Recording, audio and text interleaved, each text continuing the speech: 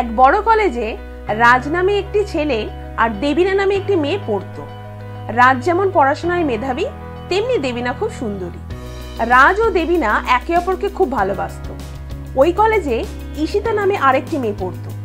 ঈশিতা রাজকে মনে মনে খুব ভালোবাসতো। একদিন রাজ কলেজে আসেনি, ঈশিতা ছুটির পর বাড়ি ফিরছিল। এমন সময় ঈশিতা দেখে দেবিনা অন্য একটি ছেলের সঙ্গে পার্কে খুব ঘনিষ্ঠ হয়ে দাঁড়িয়েছিল। এরপর ঈশিতা কিছু না বলে ওখান থেকে চলে যায়। আর পরের দিন ঈশিতা দেবিনার কাছে গিয়ে বলে, দেবিনা, কাল তুই ছুটির পর কোথায় ছিলি? কেন? আমি তো রাজের বাড়ি গিয়েছিলাম। তাই নাকি? আমি তো তোকে পার্কে দেখলাম অন্য একটি ছেলের সাথে। তুই আমার জাসুসি করছিস? আমার ব্যাপারে খোঁজটা একটু কম রাখবি।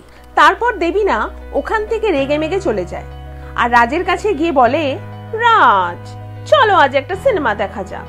না দেবিনা, আমাদের এখন সিনেমা দেখা উচিত না, সামনে ফাইনাল এক্সাম। তো কি হয়েছে? সিনেমা দেখলে কি খুব ক্ষতি হয়ে যাবে? আমি যেতে পারবো না। ভালো রেজাল্ট না করলে ভালো চাকরি পাবো না। বেটার তুমিও ভালো করে পড়াশোনা করো। তারপর রাজ বাড়ি চলে যায় আর দেবিনা অন্য একটি ছেলের সঙ্গে সিনেমা দেখতে চলে যায়। ঈশিতা সেটা দেখে ফেলে আর মনে মনে বলে, রাজকে আমাকে সব বলতেই হবে। দেবিনা দিনের পর দিন রাজকে ঠকাচ্ছে।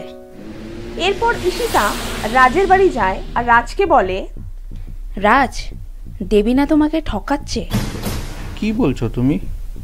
হ্যাঁ, ও প্রায় অন্য ছেলেদের সঙ্গে ঘুরে বেড়ায়। ধুর, তুমি যেমন আমার ভালো বন্ধু, তেমনি দেবিনারও তো ছেলে বন্ধু থাকতেই পারে। তোমার বিশ্বাস হচ্ছে না তো আমার কথা? আমি নিজের চোখে দেখেছি। আমি বিশ্বাস করছি, কিন্তু আমার মনে হয় তোমার কোথাও ভুল হচ্ছে। দেবিনা আমাকে খুব ভালোবাসে। এরপর ঈশিতা ওখান থেকে চলে যায়। তারপর ওরা তিনজনেই পড়াশোনায় ব্যস্ত হয়ে পড়ে। দেখতে দেখতে কলেজের পরীক্ষা শেষ হয়ে রেজাল্ট বেরোয়। পরীক্ষায় রাজ ফার্স্ট হয়, ঈশিতা সেকেন্ড আর দেবিনা ফেল করে। রাজ ভাবে দেবিনা হয়তো ফেল করার জন্য খুব ভেঙে পড়েছে, তাই রাজ দেবিনার বাড়ি যায়, কিন্তু দেবিনা বাড়ি থাকে না। আর দেবিনার মা রাজকে জানায় যে দেবিনার বিয়ে ঠিক হয়ে গেছে, সে তার হবু বরের সঙ্গে বাইরে গেছে। কথাটা শোনা মাত্র রাজ খুব ভেঙে পড়ে আর কোনো কথা না বলে বাড়ি ফিরে আসে আর নিজেকে ঘরের মধ্যে বন্দি করে ফেলে। এদিকে ঈশিতা ঘটনাটি শোনার পর দেবিনার কাছে যায় আর বলে, তুই রাজকে ঠকাচ্ছিলিস সেটা তো আমি জানতাম, কিন্তু এভাবে বিশ্বাসঘাতকতা করবি আমি ভাবতে পারছি না। দেখ ঈশিতা, তুই এখান থেকে চলে যা। আমি রাজের বিষয়ে কোনো কথা বলতে চাই না। চলে যাব আমি, কিন্তু তার আগে তোকে বলতে হবে রাজকে তুই ঠকালি কেন? আমি রাজকে কোনোদিনই ভালোবাসিনি। ওই আমার পিছনে হ্যাংলার মতো পড়েছিল। আমি তো জাস্ট ভালো নোটস আর প্রজেক্টগুলো তৈরি করার জন্য ওর সঙ্গে সম্পর্ক রেখেছিলাম।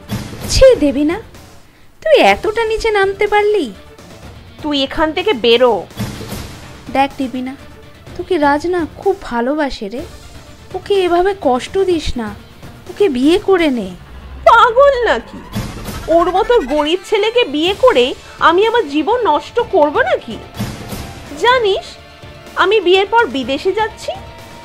যাই হোক, তুই এবার এখান থেকে বেরো তো। এরপর ঈশিতা আর অপমান সহ্য করতে না পেরে ওখান থেকে চলে যায় আর পরের দিন রাজের বাড়ি গিয়ে রাজকে দেবিনার সমস্ত কথা জানায় আর বলে, দেখো রাজ, আমি আগে তোমাকে অনেকবার সাবধান করেছি, বাট জানি তো সব দোষ আমার, তাই আমার বেঁচে থেকে কোনো লাভ নেই। পাগলের মতন কথা বলো না। কার জন্য মরবে তুমি? তুমি না খুব স্বার্থপর। আমি স্বার্থপর? তুমি আমাকে এভাবে বলছো?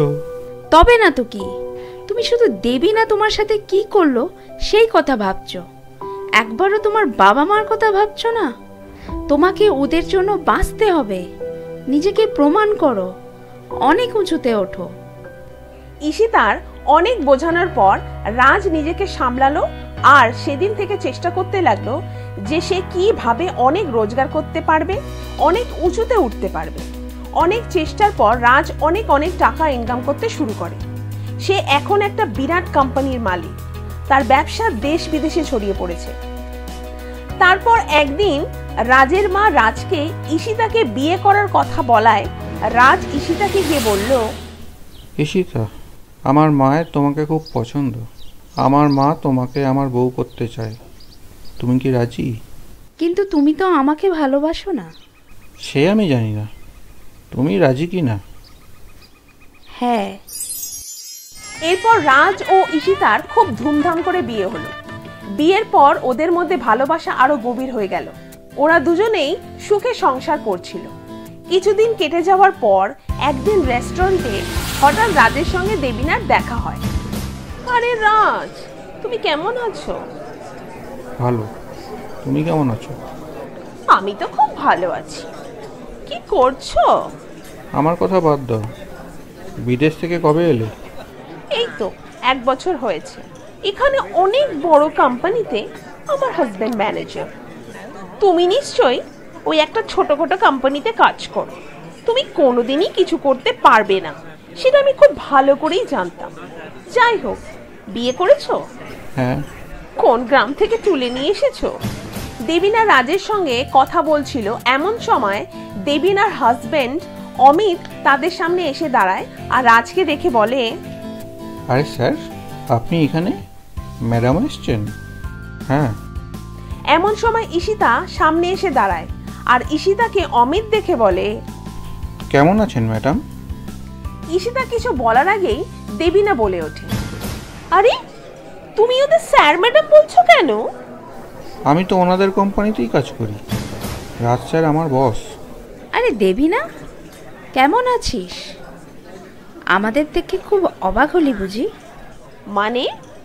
তুই কি ভেবেছিলিস রাজ কোনোদিন বড় হতে পারবে না? দেবিনা, তুমি এনাদের চেনো? কেন অমিত, দেবিনা তোমাকে বলেনি যে রাজকে কিভাবে ঠকিয়ে পয়সার লোভে তোমাকে বিয়ে করেছে?